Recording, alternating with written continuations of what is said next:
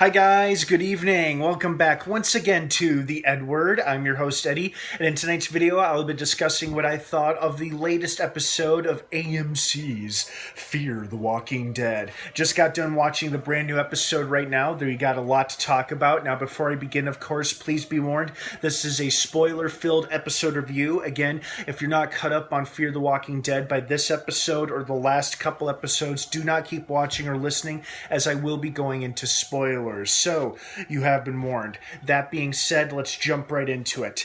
This episode was great. You know, for a while there, I wasn't too sure how I felt about it, but as I kept watching, I realized this episode is a fantastic reminder for me why I fell in love with Season 4 of The Walking Dead, which is by far my best and my favorite, and if, in my opinion, the best season of The Walking Dead. And there have been some good ones, but Season 4 will always hold a special place in my heart, and I've always enjoyed that one the most. And this episode, especially the scenes between June and Al, you know, just that alone, you know, two characters on the road trying to find their friends, that alone was extremely familiar to Season 4 of Walking Dead, and I was just like, this is good. Like, this is really, really good. So that was enjoyable.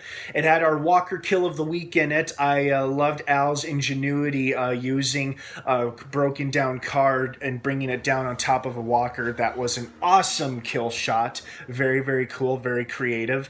I also love how the walker struggled to pull itself out of the quicksand and snapped its ankle off in the process. Ugh. Thought that was pretty cool.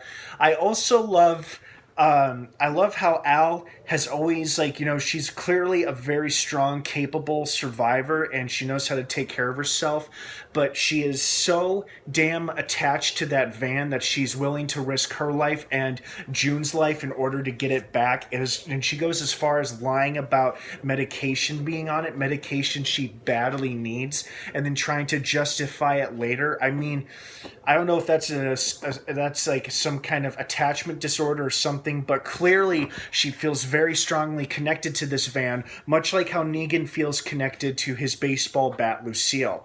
So, and I love how we finally got a little bit of backstory. It wasn't a whole lot, but we got a little bit of backstory regarding Al, how, you know, those tapes aren't just strangers she interviews, but some of them are people she knew and loved, and those are the only things left of those people she has to remember them by, which is why she was so insistent on getting the van back. But I feel like there's more to tell to her regarding her story, and hopefully we learn more about her. She's like the only character in our whole cast of main characters that we really know nothing about in terms of a backstory or true motivations. We've seen it with Morgan, John, June, Alicia, Strand, even Charlie and Luciana, except Al. So I really, really hope that we learn more about Al in the next couple episodes. On the plus side, they reunited with Morgan, and there's nothing like a good reunion scene in the world of The Walking Dead and Fear the Walking Dead, so that was enjoyable. I also loved that we got more comical banter from Sarah and Wendell. You know, they were pretty hostile in their first episode, which was last week's episode, which was also very good. But they were pretty hostile and not as humorous, and not so much the comic relief that we were promised them to be. But this episode changed that, because we saw some banter going back and forth, keeping track of walkers that they hit with the truck, and then talking about their fond childhood memory. Apparently, they are brother and sister. I think they're either adopted, or maybe one of their parents was black and one of them was white. But you know, they're not just friends who call themselves twins or brother and sister. They really are brother and sister, which is awesome.